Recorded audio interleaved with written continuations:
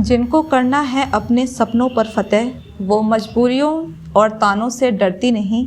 अभी दुर्गा के रूप में हूँ मैं, वक्त आने पर काली भी बन सकती हूँ। लड़की हूँ मैं, लड़ सकती हूँ, इस जहां से आगे निकल सकती हूँ। नमस्कार, मैं हूँ सपना तिवारी और स्वागत है आपका वोकल न्यूज़ शहडोल में। आज हमारे साथ हैं शहडोल महिला कांग्रेस की जिला महिला अध्यक्ष डॉक्टर सिम्पी अग्रवाल जी।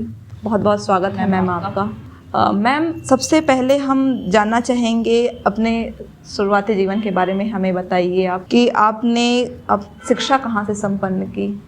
हम राजस्थान से बिलोंग करते हैं। एजुकेशन हमारी वहाँ पे एक हिल स्टेशन है छोटा सा राजस्थान का, माउंट आबू। वहीं से सोफिया की हमारी स्कूलिंग थी और फिर उसके बाद उदयपुर से हमने अपनी डेंटल एजुकेशन प्राप्त करी।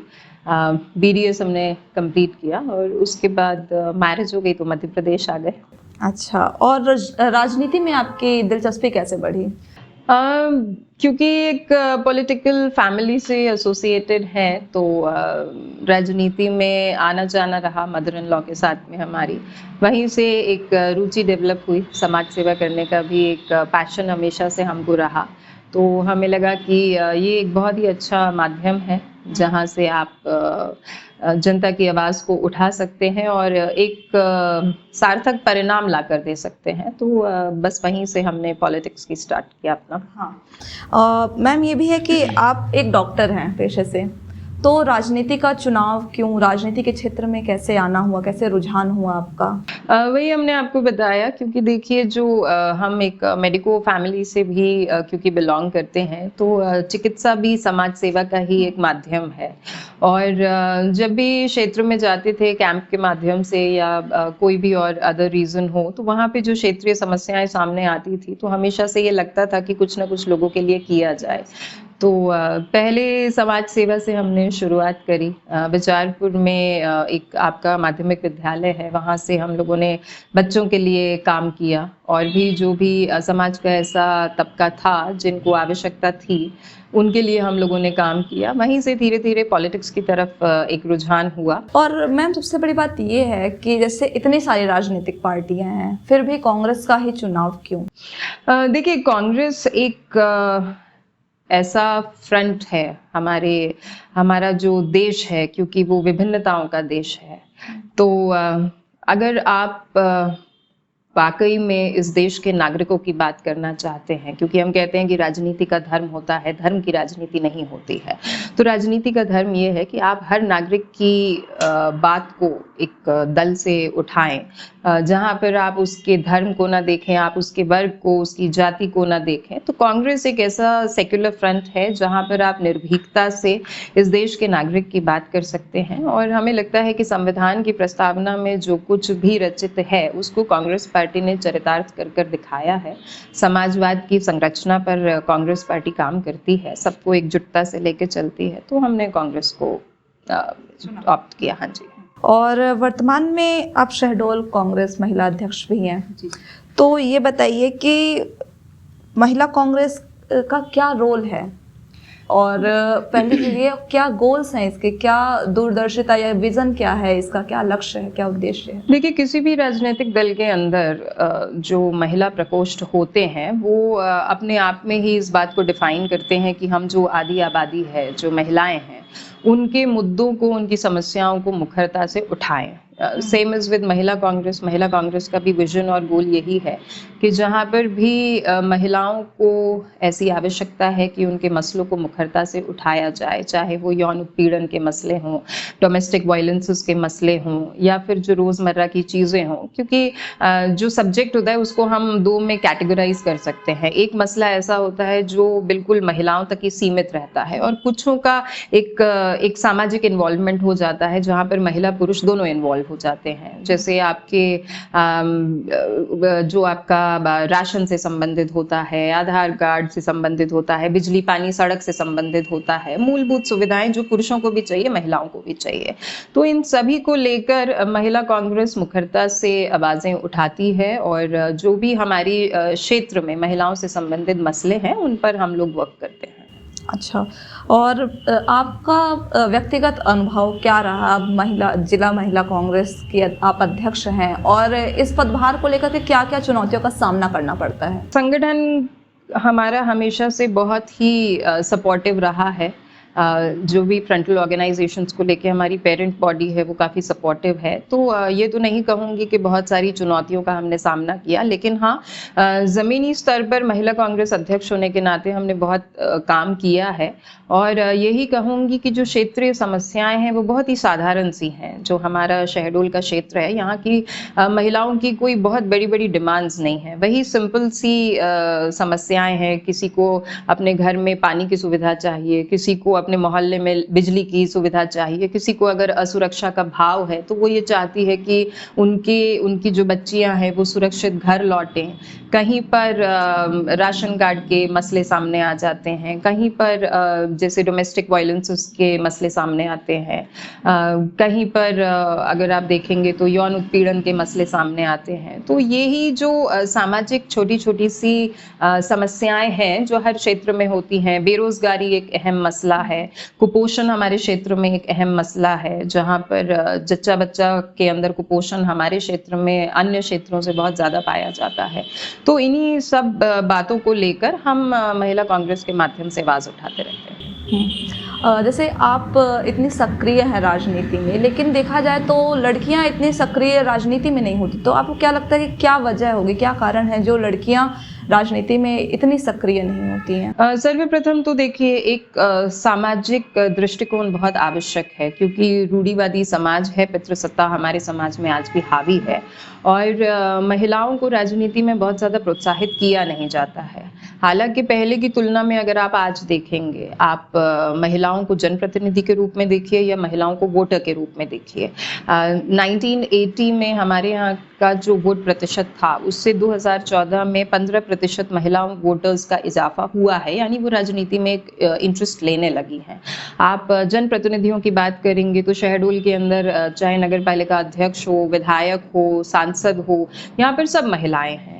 तो डेफिनेटली एक अगर हम ब्रॉड पर्सपेक्टिव पे देखें तो पहले से तो महिलाओं का राजनीति में रुझान होने लगा है। एक बेहतर ब्रॉड पिक्चर आने लगी है जहाँ पर महिला रिप्रेजेंटेशन अच्छा हुआ है। लेकिन हाँ, जब तक समाज महिला नेतृत्व को स्वीकार नहीं करेगा, जब तक हम राजनीतिक संगठनों में ये फ्रंटल ऑर्गेनाइजेशंस को बंद करके महिलाओं को पेरेंट बॉडी के साथ नहीं जोड़ेंगे, मेन स्ट्रीम पॉलिटिक्स में महिलाओं को हम प्रोत्साहित नहीं करेंगे, तब तक महिलाओं का रुझान राजनीति में उतना सेटिस्फैक्टरी नहीं रहेगा जितना कि हम आधी आबादी होने के नाते एक्सपेक्ट करते हैं। और आप भी जैसे गृहस्थ जीवन से आती हैं, तो फिर राजनीति में भी इतनी सक्रियता, और राजनीति एक ऐसा सब्जेक्ट है या ऐसा फील्ड है जिसमें बहुत ज़्यादा काम करने की ज़रूरत रहती है, और फैमिली भी है आपकी खुद की, और बच्चा भी है। एक माँ होने के नाते मतलब ये दोनों चीज़ें, राजनीति और फैमिली, बच्चा, सारी चीज़ें या दोनों चीज़ें किस तरह से आप मैनेज करती हैं? अब इसके लिए तो अपने परिवार को ही धन्यवाद करेंगे जो टाइम टू टाइम हमको सपोर्ट करते हैं। हमारे हस्बैंड काफ़ी सपोर्टिव है, हमारी फैमिली सपोर्टिव है। तो डेफिनेटली यहाँ पे आकर एक लेडी के लिए थोड़ा चैलेंजिंग हो जाता है, क्योंकि प्रोफेशनल और पर्सनल लाइफ को बैलेंस करके चलना एक बहुत ही चैलेंजिंग टास्क होता है। तो क्योंकि परिवार सपोर्ट करता है, बच्चे अंडरस्टैंडिंग होते हैं, तभी राजनीति में आप इतनी सक्रियता से जिम्मेदारी को उठा सकते हैं। तो हमें लगता है कि शिव और शक्ति का एक समागम होता है। शिव के बिना शक्ति अधूरी है, शक्ति के बिना शिव परिपूर्ण नहीं है। तो दोनों का तालमेल होना बहुत अनिवार्य है। ये तालमेल होता है तभी परिवार की इकाइयां चल पाती हैं, यही समाज की नींव होती हैं।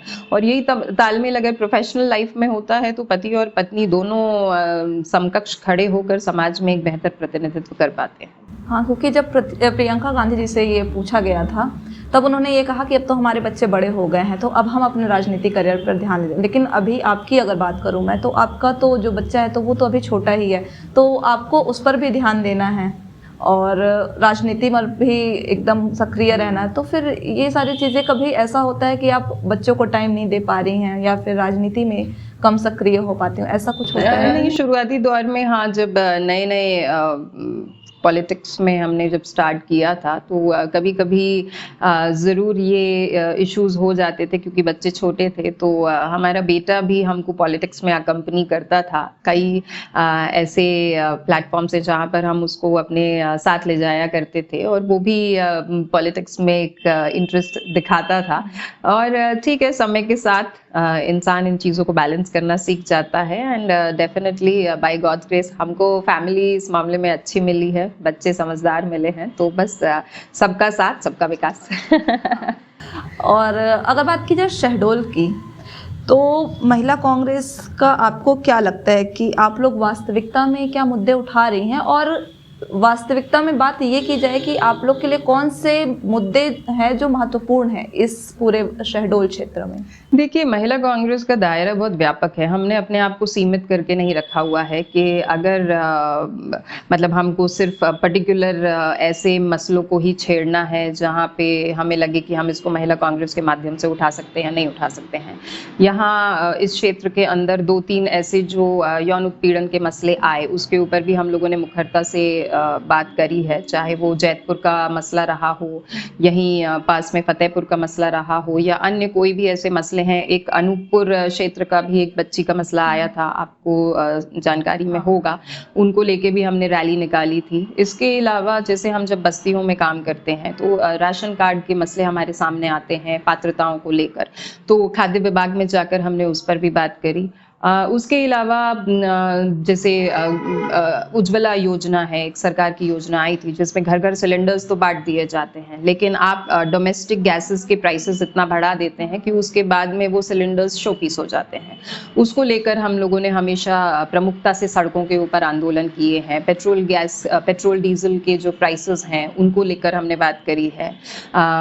जो भी सड़क की अव्यवस्थाएं हैं, नगर पालिका के जो मसले हैं, उसको लेकर हमने अपने पेरेंटल ऑर्गेनाइजेशन के साथ में चक्के जाम जब होते हैं उसमें हमने अपने दायित्व का निर्वाह किया है।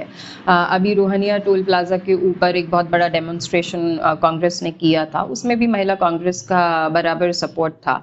तो हम लोगों ने अपने आप को बहुत लिमिटेड करके नहीं रखा है। हमारे सामने जो भी ऐसा मसला आता है वो महिलाओं से संबंधित हो, साथ ही वो अगर सामाजिक हित में हो तो हम अपना योगदान उसमें परस्पर देते हैं। और अगर बात की जाए शहडोल की, तो शहडोल आदिवासी बाहुल क्षेत्र है, तो महिला कांग्रेस जो आदिवासी शहडोल की महिलाएं हैं तो उनके लिए क्या सशक्त बनाने के लिए उनको क्या प्रयास कर रही है, इस पर आपका क्या विचार है? देखिए, हम लोग शहडोल ज़िले के अंतिम छोर तक जाने का प्रयास करते हैं। हमारे क्योंकि संगठन के अंदर ब्लॉक इकाइयाँ भी होती हैं, मंडलम इकाइयाँ भी होती हैं, सेक्टर्स भी होते हैं, तो उनके माध्यम से हमारा ये प्रयास रहता है कि महिलाओं के बीच हम घर घर तक पहुँचें।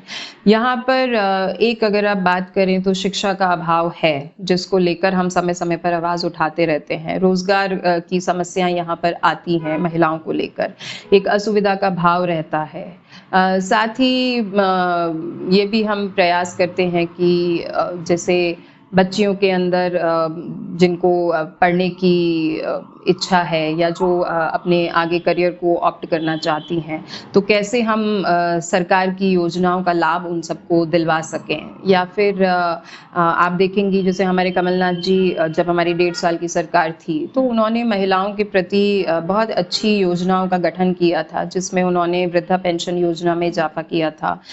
उन्होंने प्रोत्साहित किया था कि जो दिव्यांग महिलाएं हैं उनकी जो नॉर्मल पुरुष होते हैं उनके साथ में शादी हो, उसके लिए उन्होंने राशि को 2 लाख रुपए से प्रोत्साहित किया।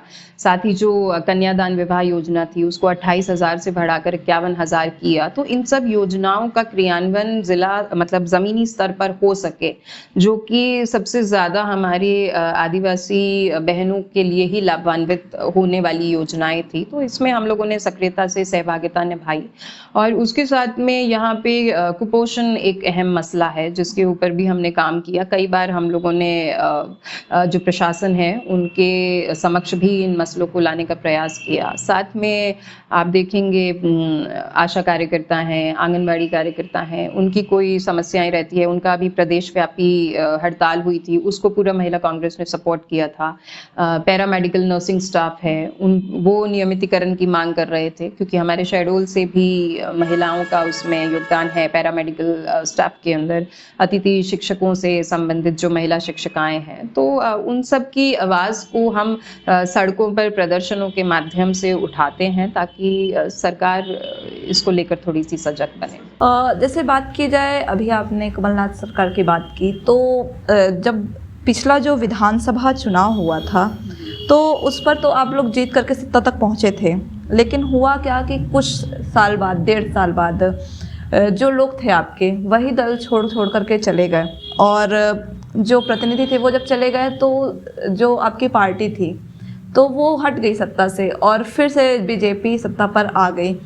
तो आपको नहीं लगता कि ये चीज़ दल बदलना, पहली चीज़ तो आप जो आपको जिसने बैठाया है उस सत्ता पर, तो चाहे उसके भी मन पर आता होगा वोटर में भी कि मैं किसी को भी वोट दूं, आएगी तो बीजेपी ही, तो फिर एक वोटर आपको वोट ही क्यों दे, ये भी एक सवाल है। तो इस बिल्कुल आपके इस प्रश्न का स्वागत करते हैं, बहुत महत्वपूर्ण प्रश्न है और आए दिन हम लोगों से यही प्रश्न किया जाता है कि भाई वोटर हमें क्यों वोट करे। स्वाभाविक सी बात है, लेकिन जितने हतोत्साहित उनको हमें लगता है एक वोटर नहीं होता है, उससे ज़्यादा पीड़ा हम लोगों को एक कार्यकर्ता के रूप में होती है, क्योंकि हम ज़मीन पर अपने संगठन का झंडा उठाते हैं, हर दिन अपने संगठन के लिए, अपनी विचारधारा के लिए लड़ते हैं। और स्वाभाविक बात है कि जब सरकार बनती है तो सबसे ज़्यादा खुशी एक कार्यकर्ता को ही होती है, और हम लोग भी यही चाहते हैं कि भविष्य में इस तरह का ये जो दल बदल की प्रक्रिया है, जो विचारधाराओं का आत्मसमर्पण कर कर विधायक सरकारों को, निर्वाचित सरकारों को गिराकर अपनी महत्वाकांक्षाओं को पूरा करने के लिए दूसरे दलों का दामन थाम लेते हैं, इस प्रक्रिया पर रोक लगनी चाहिए। लेकिन इस प्रक्रिया को रोक जनता ही सकती है। आपने देखा होगा अभी जब पिछले साल उपचुनाव हुए थे, वो एक डिसाइडिंग फैक्टर था कि वहाँ पे भारतीय जनता पार्टी आएगी या फिर कांग्रेस पुनः सत्ता में आ सकती है। लेकिन अगर आप वोट वहाँ पर ऐसे विधायकों को कर देते हैं जो अपनी आस्था का आत्मसमर्पण कर देते हैं, तो फिर उनके हौसले बुलंद हो जाते हैं। अगर आज उन्होंने ये कांग्रेस के साथ किया है तो कल वो ये भारतीय जनता पार्टी के साथ भी कर सकते हैं, कोई बहुत ही अस्वाभाविक बात नहीं है। और कांग्रेस के साथ देखिए, ये पहली बार ऐसा हुआ है, नहीं तो 60 साल केंद्र में भी हम लोगों ने शासन किया है। शिवराज सिंह जी से पूर्व दिग्विजय सिंह जी की सरकार थी जो 2 बार पंचवर्षीय में आई थी और बहुत बेहतरीन तरीके से चली थी। तो ये एक अस्वाभाविक प्रक्रिया है। हमें लगता है 2014 के बाद जब से भारतीय जनता पार्टी सत्ता में आई है, तब से ये खरीद फरोख्त की राजनीति ज्यादा शुरू हो गई है। कांग्रेस के समय में कभी इस तरह के इंस्टेंसेस हमारे सामने नहीं आए जहां पर हमने निर्वाचित सरकारों को गिराया हो या विधायकों को खरीद लिया हो। तो हमें लगता है इसके ऊपर अंकुश आप लोग लगा सकते हैं पत्रकार के रूप में, जो इन मुद्दों को उठाएं, और इस पे अंकुश जनता लगा सकती है जो ऐसे विधायकों को वोट ना करें जो अपनी महत्वाकांक्षाओं को पूरा करने के लिए लोकतंत्र का माखौल उड़ाते हैं। जब हम शहडोल संभाग की बात करते हैं तो शहडोल संभाग में कुल 8 सीटें हैं विधानसभा की, जिसमें से अभी की बात की जाए तो सिर्फ अनूपपुर में कांग्रेस जो है तो वो प्रतिनिधित्व अपना कर रही है। बाकी की जो 7 सीटें हैं उसमें अभी भी बीजेपी है।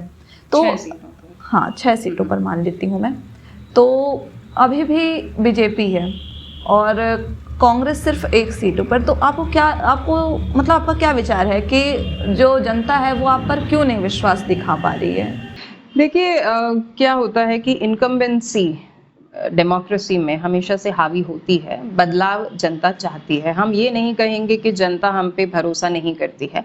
हम अनूपपुर विधानसभा की 3 सीटें जीत कर आए थे। हाँ, ये ज़रूर है कि शहडोल और उमरिया में हमने इतना अच्छा परफॉर्म नहीं किया था, लेकिन हम ये नहीं कहेंगे कि जनता हम पर भरोसा नहीं करती। जनता ने हम पे भरोसा किया, इसीलिए कमलनाथ जी की सरकार सत्ता में आई, हम लोगों की पार्टी की सरकार बनी। कई बार ऐसा होता है कि जब एक लंबे समय तक आप सत्ता पर काबिज रहते हैं तो जनता एक बदलाव चाहती है। वो ये सोचती है कि अब एक अन्य दल को मौका दिया जाए, देखा जाए कि वो हमारे लिए क्या नया कर सकती है। बाकी हम अपने स्तर पर एक कार्यकर्ता के रूप में जनता के बीच में जाते हैं। जनता हमें वोट दे या ना दे, हमने अपने दायित्वों की पूर्ति हमेशा से करी है। आज भी हम जब से विपक्ष में हैं, हम ये जानते हैं कि शहडोल जिले में हम लोगों को वोट भारतीय जनता पार्टी के बनस्पत कम दिया गया, लेकिन हमने कहीं पर भी जनता की पीड़ा को, जनता की समस्याओं को उठाने में गुरेज नहीं बरता है। और आज भी अगर जनता को समस्या होती है तो वो विपक्ष की ओर ही निहारती है कि विपक्ष हमारे मसलों को कब उठाएगा। तो वही इस निर्णायक भूमिका में जनता ही है। अगर जनता को लगता है कि हम उनके मसलों को निरंतर उठा रहे हैं, हम उन्हें एक बेहतर गवर्नेंस दे सकते हैं, तो वो हमें चुने। और अगर उन्हें लगता है कि हम उन्हें एक बेहतर गवर्नेंस नहीं दे सकते, तो हम और प्रयास करेंगे, हम और सशक्त रूप से उन मसलों को उठाएंगे, हम और बेटर कनेक्टिविटी जनता के साथ डेवलप करेंगे, और हम लोग तब तक प्रयासरत रहेंगे जब तक जनता हमें आशीर्वाद नहीं देती है। भावी 2023 में विधानसभा का चुनाव होना है, तो उसको लेकर के कांग्रेस पार्टी की या महिला कांग्रेस की क्या भूमिका है, क्या तैयारी चल रही है, और आप कैसे अपने प्रत्याशियों का चुनाव करेंगे, क्या क्राइटेरिया होगा, उस पर कुछ बताएं। प्रत्याशी का चयन तो देखिए जो हमारे प्रदेश का नेतृत्व होता है वही करता है। हाँ, हम एकजुटता से जो भी नाम यहाँ से प्रदेश नेतृत्व को प्रस्तावित करते हैं, वो उन नामों में से उनको जो बेहतर समझ आता है उसी पर वो मोहर लगाते हैं। तो प्रत्याशी के चयन में तो हम लोगों का बहुत मेजर रोल नहीं रहता है। जहाँ तक बात है ज़मीनी तैयारियों की, तो घर चलो घर घर चलो अभियान हमारे प्रदेश अध्यक्ष महोदय जी के नेतृत्व में 1 फरवरी से शुरू होने जा रहा है, जहां हम पूरा महीना इस जिले के अंतिम छोर तक हर घर तक जाएंगे। जो भी भारतीय जनता पार्टी की सरकार है उसकी जो कुनीतियां हैं, जो जन विरोधी नीतियां हैं, उनके बारे में जनता को हम जागृत करेंगे, उनकी समस्याओं को उनसे रूबरू होकर और बेहतर तरीके से जानने का प्रयास करेंगे। महिला कांग्रेस की जहां तक बात है, तो उत्तर प्रदेश के तर्ज पे ही लड़की हूँ लड़ सकती हूँ अभियान का प्रारंभ हमने मध्य प्रदेश में भी किया है, और यहाँ पर हम महिलाओं को और बेहतर सशक्त बनाने का प्रयास कर रहे हैं। इसके संदर्भ में हम महिलाओं के बीच में जाएंगे, क्या उनकी मौलिक समस्याएं हैं वो हम जानने का उनसे और बेहतर प्रयास करेंगे, और उसको लेकर हम फिर से कार्य करेंगे। और अगर जनता संतुष्ट होती है कि हमने 5 साल एक विपक्ष की भूमिका बेहतर तरीके से निभाई है, तो वो जरूर 2023 के चुनाव में कांग्रेस को विजय बनाएगी और माननीय कमलनाथ जी के नेतृत्व में पुनः हमारी सरकार बनेगी। क्योंकि जब हम बात करते हैं मुद्दों को लेकर के, तो चुनाव के लिए अगर शहडोल ज़िले की बात की जाए, तो हमने जो फील्ड रिपोर्टिंग की है उसके अनुसार मैं आपको बताऊं कि शिक्षा के क्षेत्र में यहाँ बहुत ज़्यादा कमी है। हमने जब फील्ड पर पाया कि जो बच्चे हैं उनके बैठने के लिए प्राथमिक स्कूलों की अगर मैं बात करूं, तो टाट तक नहीं है, टाट पट्टी तक नहीं है, मध्याह्न भोजन नहीं मिलता है, शिक्षक नहीं आते हैं, व्यवस्था कुछ भी नहीं है। और रही बात बिजली की अगर बात की जाए, तो अभी मैंने कुछ दिन पहले मैंने उधिया गांव का सर्वे किया था, तो वहाँ आदिवासी लोगों के लिए मकान बना दिए गए हैं, लेकिन बिजली उनके घर तक अभी तक नहीं है। खंभे लगे हुए हैं, मीटर लगे हुए हैं, लेकिन बिजली नहीं है। और बात ये भी है कि बिजली नहीं है तो ये ठीक है, लेकिन जिस गांव में है बिजली और कुछ किसान अगर नहीं दे पा रहे हैं, बिजली का बिल नहीं दे पा रहे हैं, तो उस पूरे गांव की बिजली काट दी जाती है। और होता क्या है कि उसके कारण जो सिंचाई है तो उसका लाभ नहीं मिल पाता। उधिया गांव की अगर मैं बात करूं, तो उधिया गांव में प्रधानमंत्री कृषि सिंचाई योजना के तहत कोई कार्य नहीं किया गया, पूरे शहडोल में कोई कार्य नहीं किया गया, सिर्फ व्यवहारी में एक योजना के तहत कार्य हुआ था। और इसी के साथ अगर मैं आपको बताऊं कि जो भी सरकारी राशन की जो व्यवस्था की जाती है, तो उसमें भी देखा जाता है कि अगर आप गांव में जाइए, देहात में, उस पर भी हमारे जो साथी रिपोर्टर उन्होंने रिपोर्टिंग की थी, तो उनके साथ जो आदिवासी लोग हैं तो उनको दिया नहीं जाता है राशन, और समय पर राशन ना मिलना, टाइमिंग सही नहीं है, काफ़ी सारी समस्याएं हैं। तो उनको लेकर के आप क्या सोचती हैं, और उन मुद्दों को आप लोग क्यों नहीं उठाते हैं सामने? क्योंकि देखा जाए तो सत्ता पक्ष में आप नहीं है, लेकिन विपक्ष की सबसे बड़ी भूमिका ही है कि जो मुद्दे हैं वो सरकार तक वो पहुंचाए। अगर सरकार काम नहीं कर रही है तो उनकी गलतियों को विपक्ष ही बताएगा, क्योंकि आप भी हमारी चुनी हुई ही लीडरशिप में हैं, तो ये आपका दायित्व है, कोई एक एक व्यक्ति तो जा नहीं सकता। तो उस पर आप लोग क्या काम कर रहे हैं? नहीं, देखिए, ज़मीनी मसले बहुत सारे हैं जिनको आपने रेखांकित किया है, वो भी हैं जिनको और भी बहुत सारे मसले हैं, और ऐसा नहीं है कि हमने विपक्ष के रूप में इन मसलों को उठाया नहीं है। बिजली की जो आप बात कर रही हैं उसको लेके हमने एक बहुत बड़ा आंदोलन किया था, क्योंकि कमलनाथ जी के समय 100 रुपये 100 यूनिट बिजली की एक योजना आई थी जिसे मुख्यमंत्री जी ने बंद कर दिया। साथ ही बहुत लंबे लंबे बिजली के बिल आ रहे हैं जिसको लेकर हमने जिला अध्यक्ष महोदय जी के नेतृत्व में प्रदर्शन किया था। जो आप बात कर रही हैं सिंचाई व्यवस्था की, साथ ही किसानों को लेकर अगर आप देखेंगी, जैसे धान खरीदी का जब मसला आता है तो मोबाइलों के ऊपर किसानों को मैसेज भेज दिया जाता है, उन्हें ये भी पता नहीं चलता है कि कब केंद्रों में धान खरीदी हो गई, कब नहीं हो गई, वो भी एक समस्या है। नगर पालिका को लेकर, क्योंकि हमारे ज़िले की जो 2 बड़ी नगर पालिकाएँ हैं, A ग्रेड नगर पालिकाएँ हैं, इनको लेकर हमने समय समय पर हर बुनियादी मसले को उठाया। ये C ग्रेड नगर पालिकाओं की तरह काम कर रही हैं, चाहे सड़कों की व्यवस्था हो, सड़कों में गड्ढे हैं, गड्ढों में सड़कें हैं, जनता को ये समझ में नहीं आता। साथ ही आप देखेंगे कि अगर भारतीय जनता पार्टी के मंत्री आते हैं तो रातों रात उन गड्ढों को भर दिया जाता है, लेकिन आम जनता त्रस्त है, चिल्लाती रह जाती है। अभी बस स्टैंड की कुछ महीने पहले की घटना है जहाँ पे हमारे नगर के एक बच्चे का देहांत हो गया इन्हीं गड्ढों की वजह से। पानी की समस्या है, उसके अलावा आप और भी जिन मसलों को चिन्हित कर रही हैं, तो जो भी ज़मीनी मसले हम लोगों के सामने आते हैं, चाहे जनता उसके ऊपर आवाज़ उठाए या ना उठाए, लेकिन विपक्ष पूर्ण रूप से सजग है। और अभी जो किसानों का एक बहुत बड़ा डेमोन्स्ट्रेशन हुआ था, उसको लेके हम लोगों ने ट्रैक्टर यात्रा निकाली थी।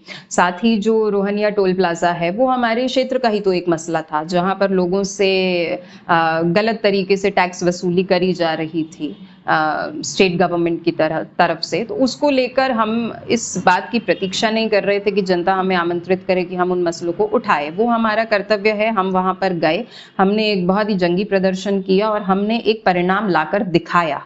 तो जो भी मसले हम लोगों के सामने आते हैं, हम निरंतर उन मसलों को उठा रहे हैं और हम प्रयत्नशील हैं।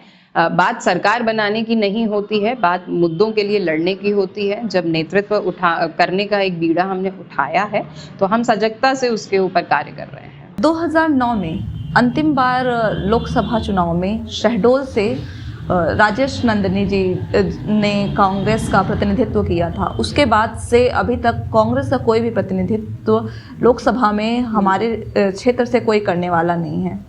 बात की जाए अगर पिछले लोकसभा चुनाव की, तो उसमें भी प्रमिला सिंह जी को 27% ही वोट मिले थे। तो इसका क्या कारण है कि जो जनता है वो वोट नहीं दे रही है या कम वोट दे रही है, क्यों सत्ता में नहीं ला रही, इसका क्या कारण है? नहीं, राजेश नंदनी जी के देहांत के बाद 2 लोकसभा चुनाव हो चुके हैं, जिसमें एक में हेमाद्री सिंह जी जो वर्तमान में शहडोल की सांसद हैं, उन्होंने लास्ट उस उपचुनाव को कांग्रेस की सीट से ही फाइट किया था और वो एक बहुत ही निर्णायक टक्कर थी। वो चुनाव लगभग हम जीत ही गए थे, लेकिन कुछ वोटों का अंतर था जिसके चलते हम उस चुनाव को हार गए। और अभी जो लोकसभा था, तो देखिए उसमें ये नहीं होता है कि जनता हम लोगों को वोट नहीं कर रही है, क्योंकि लोकसभा के अंदर केंद्र सत्ता पर कौन काबिज है। जनता ये भी कभी कभी इस बात का मूल्यांकन करने लगती है कि अगर केंद्र में भारतीय जनता पार्टी की सत्ता है और अगर उन्हीं के हम सांसद प्रत्याशी को चुनकर भेजते हैं, तो हमारे क्षेत्र में विकास कार्य बेहतर तरीके से होंगे, बनस्पत इसके कि विपक्ष का कोई सांसद अगर हम जितवा कर भेजते हैं। लेकिन ये बहुत ही डिसअपॉइंटिंग है, बहुत दुर्भाग्यपूर्ण है हमारे क्षेत्र के लिए कि जनता ने भारतीय जनता पार्टी की महिला सांसद प्रत्याशी को जिताया, लेकिन आज अगर आप देखेंगे तो नागपुर तक एक ट्रेन तक तो नहीं चलवा पा रही हैं। और बहुत से ऐसे क्षेत्रीय मसले हैं जिसकी तरफ लोग यहाँ पर सांसद महोदया जी की तरफ देखते हैं, लेकिन अगर आप जमीनी स्तर पर मूल्यांकन करेंगे, जैसे आप अभी खुद ही बता रही हैं कि कितनी सारी सरकारी योजनाएं हैं जिससे यहाँ का क्षेत्र लाभान्वित हो ही नहीं रहा है, तो ये तो जनता की अपनी सोच है कि उन्होंने अगर भारतीय जनता पार्टी के लोकसभा प्रतिनिधि को जितवाया है, तो उन्हें मांग भी करनी चाहिए, उन्हें ये रिपोर्ट कार्ड भी लेना चाहिए अपने जनप्रतिनिधियों का कि आपने हमारे क्षेत्र के लिए क्या किया है। और अगर आपको ये लगता है कि वो क्षेत्र पर खरी नहीं उतर रहे हैं जो भी भारतीय जनता पार्टी के प्रतिनिधि जनप्रतिनिधि हैं, तो आपको दूसरी पार्टी को मौका देना चाहिए, आपको एक बदलाव लाना चाहिए, क्योंकि जब तक आप देखिए, वोट करने का अधिकार जनता के हाथ में है। लोकतंत्र में सरकार जनता चलाती है। असली जो पावर होता है वो राजनीतिक दलों के पास नहीं होता है, वो जनता के पास होता है। और यहाँ पर निर्णायक भूमिका में जनता है। अगर उन्हें ये लगता है कि भारतीय जनता पार्टी के जो मेंबर ऑफ पार्लियामेंट्स हैं या जो एमएलएज हैं वो वर्क नहीं कर रहे हैं, तो आपको कुछ समय के लिए उन्हें भी आराम देना चाहिए और आपको अन्य राजनीतिक दल को मौका देना चाहिए, ताकि वो इस क्षेत्र में एक बेहतर कार्य कर प्रभावी तौर पे आपकी उपेक्षाओं पर खरे उतर सके। और मैम, जैसे अभी आप केंद्र सरकार का कह रही हैं आप कि केंद्र सरकार में लोग देखते हैं कि मोदी जी हैं, तो उन पर तो केंद्र सरकार की बात की जाए या फिर कही जाए कि जो हमारे प्रधानमंत्री है, क्या कांग्रेस इतना अच्छा प्रत्याशी नहीं दे पा रही, प्रतिनिधित्व इतना अच्छा नहीं है, इस वजह से लोग जो है तो विश्वास नहीं कर पा रहे हैं, क्या वजह है? नहीं, मैं बिल्कुल भी ये नहीं कहूंगी कि कांग्रेस एक अच्छा नेतृत्व नहीं दे पा रही है। राहुल गांधी जी ने अभी तक एक ऑपोजिशन पार्टी के लीडर के रूप में जिन भी मसलों को उठाया उस पर उन्होंने गवर्नमेंट को बैकफुट पर लाकर दिखाया, चाहे वो अभी आपके कृषि बिलों की बात हो, उससे पहले लैंड एक्विजिशन बिलों की बात हो, चाहे वो बेरोजगारी के मसले हों, कोई भी ऐसी समस्या है जो देशव्यापी रही है, उस पर हमारे संगठन का जो केंद्रीय नेतृत्व रहा है उन्होंने बेहतर तरीके से मसलों को उठाया है और हर जगह गवर्नमेंट को बैकफुट पर जाना पड़ा है। हाँ, बाकी जो भारतीय जनता पार्टी का केंद्र में आने की बात है तो हम आपको पहले भी कह चुके हैं, 60 साल हम लोगों ने बहुत अच्छी सरकारें केंद्र में दी है, जनता ने हमारे ऊपर भरोसा भी किया है, लेकिन ये तो एक इनकम्बेंसी है। 60 साल कोई बहुत छोटा पीरियड नहीं होता है एक सिंगल मेजर पार्टी के लिए किसी भी देश का नेतृत्व करने के लिए। और अब जनता अगर ये चाहती है कि वो एक बदलाव लाए, वो भारतीय जनता पार्टी की तरफ देखे, और आप भी देख रही होंगी कि 2014 से लेकर अभी तक कोई ऐसे खास डेवलपमेंटल प्रोग्राम्स हमारी कंट्री में देखने को नहीं मिले हैं, कोई बहुत ज़्यादा दिशा या दशा हमारी देश की नहीं बदल दी गई है, बल्कि जिस भी चीज़ का पार्टी ने, कांग्रेस पार्टी ने या कांग्रेस की सत्ता ने राष्ट्रीयकरण किया था, आज हर चीज़ का निजीकरण कर दिया जा रहा है। आपने कोविड की प्रथम और द्वितीय लहर में भी देखा, जहां पर लोग बेसिक ऑक्सीजन फैसिलिटीज के लिए, मेडिकल फैसिलिटीज के लिए तरस गए, गंगा में बहती हुई लाशों को हमने देखा है। तो केंद्रीय सरकार ने अभी तक इस देश के लिए ऐसा कोई खास नहीं किया है जिसको लेकर हम ये कह सके कि वहां पे लीडरशिप बहुत अच्छी है और कांग्रेस के पास लीडरशिप की एक कमी है। ये तो आईटी के माध्यम से, सोशल मीडिया के माध्यम से भारतीय जनता पार्टी ने इस देश के अंदर सिर्फ एक भूमिका बनाने का प्रयास किया है, जहां पर वो ये दिखाने की कोशिश कर रहे हैं कि कांग्रेस के पास एक लीडरशिप नहीं है। अभी बात हम प्रियंका गांधी जी की कर रहे हैं, तो प्रियंका गांधी जी का अभी बहुत ट्रेंड हुआ कि लड़की हूँ, लड़ सकती हूँ, तो कांग्रेस की जब हम बात करते हैं तो वो नारी सशक्तिकरण को किस तरह से देखती है, क्या विचार है आपका? नारी सशक्तिकरण का एक बहुत ही महत्वपूर्ण स्तंभ इस देश में कोई है तो वो कांग्रेस पार्टी है। आप उस समय देखिए जब देश आज़ाद नहीं हुआ था, तब से महात्मा गांधी जी के नेतृत्व में, वो महात्मा गांधी जी ही थे, हमारे पितृपुरुष हैं जिनकी विचारधारा पर आज तक कांग्रेस पार्टी चलती आ रही है।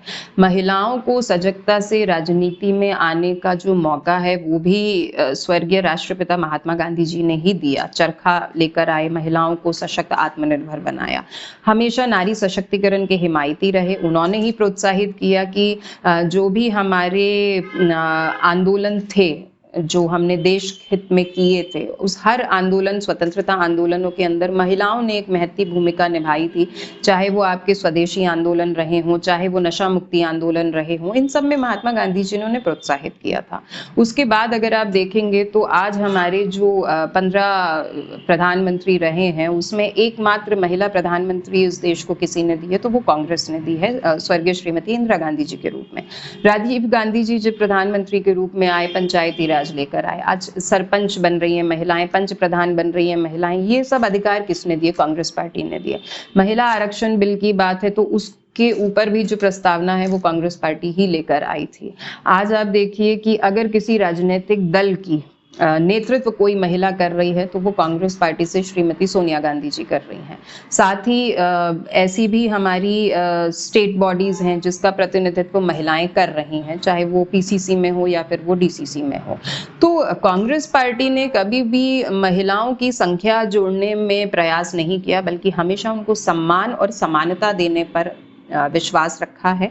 आज भी, क्योंकि हम खुद एक महिला कांग्रेस अध्यक्ष हैं, हम अन्य राजनीतिक दलों की तुलना में अगर अपने दल की बात करें तो हमें जिला अध्यक्ष जी के समकक्ष बराबरी से प्रतिनिधित्व दिया जाता है और ये हमारी पार्टी के ही आदर्श हैं जहां पर महिलाओं को सम्मान और समानता के भाव से देखा जाता है। तो ये थी हमारे साथ डॉक्टर सिम्पी अग्रवाल जी, जिन्होंने महिला कांग्रेस और लड़कियों के लिए सशक्तिकरण से जुड़े सभी मुद्दों पर हमसे बात की। ज़मीनी स्तर पर शहडोल की क्या अभी वास्तविकता है और अगर ये सत्ता पर आते हैं तो इनके क्या दायित्व हैं और अभी ये क्या क्या कर रहे हैं, इस पर सारी बातें की।